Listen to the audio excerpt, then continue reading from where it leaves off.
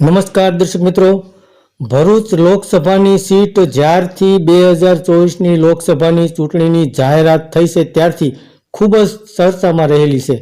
ગુજરાતમાં 26 સીટમાંથી તમામ લોકોની નજર ભરૂચ સીટ ઉપર મંડરાયેલી છે. કારણ કે ભરૂચ લોકસભાની સીટ ઉપર ભારતીય જનતા પાર્ટીએ 6 ટર્મથી વિજેતા મનસુખ વસાવાને ટિકિટ આપી છે. તો ઇન્ડિયા ગઠબંધનમાંથી આમ આદમી પાર્ટીના ડેડિયાપાડાના ધારાસભ્ય ચૈતર વસાવાને ટિકિટ આપવામાં આવી છે. તો આ બંને દિગ્ગજો વચ્ચે ખૂબ જ મોટા પ્રમાણમાં ચૂંટણી લડાઈ થઈ રહી છે. તો ભરૂચ લોકસભાના મતદાતાઓને પૂછવામાં આવ્યું હતું કે હાલમાં કોણ જીતી રહ્યું છે, ત્યારે મતદાતાઓએ એવું જણાવ્યું હતું કે મનસુખ વસાવા ભલે 6 ટર્મથી વિજેતા હોય, પરંતુ હાલમાં તેમની શાખમાં ઘટાડો થઈ રહ્યો છે, તેમની પ્રતિષ્ઠા ઓછી થઈ રહી છે.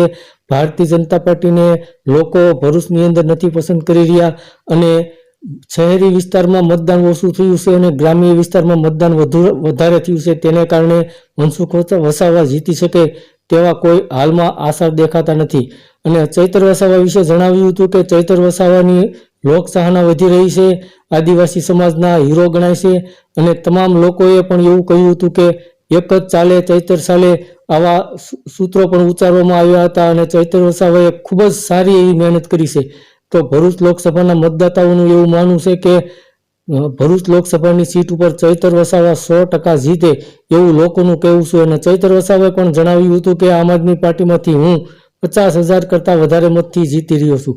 તો હાલમાં ભરૂચ લોકસભાની સીટ ઉપર આમ આદમી પાર્ટીના ડેડિયાપાડાના ધારાસભ્ય હાલમાં છે તે ચૈતર વસાવા જીતી રહ્યા હોય તેવું લોકોનું માનવું છે.